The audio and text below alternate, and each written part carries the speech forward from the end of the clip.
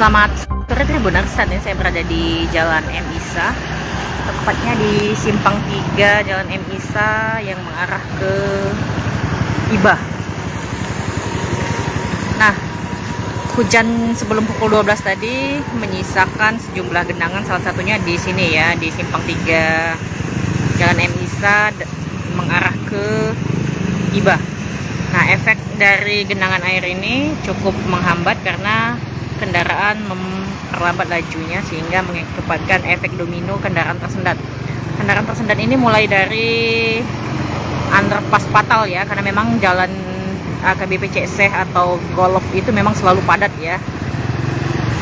Nah, apalagi setelah hujan, jadi kendaraan khususnya sepeda motor itu baru mulai bisa bergerak ya. Nah, ini karena di kiri kanan ini gorong-gorong, jadi pengguna sepeda motor itu biasanya kan mereka tetap lewat trotoar atau memaksa melintas di trotoar, tapi karena genangan ini mereka memilih untuk berjalan di belakang mobil. Nah, itulah sebabnya jadi mengakibatkan jalan tersendat ya. Nah, efeknya panjang karena memang di arah Golf itu memang selalu padat, apalagi saat jam sibuk ya.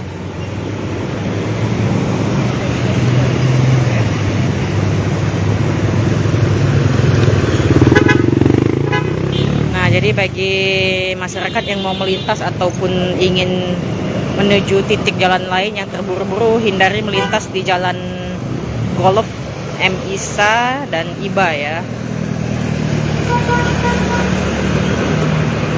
Sampai situ memang genangannya sedikit ya, cuma efek dominonya itu yang panjang tuh sampai sana, sampai Golf dan simpang underpass ya.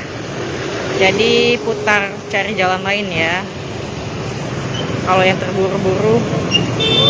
Sebenarnya genangannya tidak besar, cuma itu tadi karena memang kendaraan memperlambat lajunya karena khawatir terblosok di gorong-gorong ya, jadi cukup tersendat.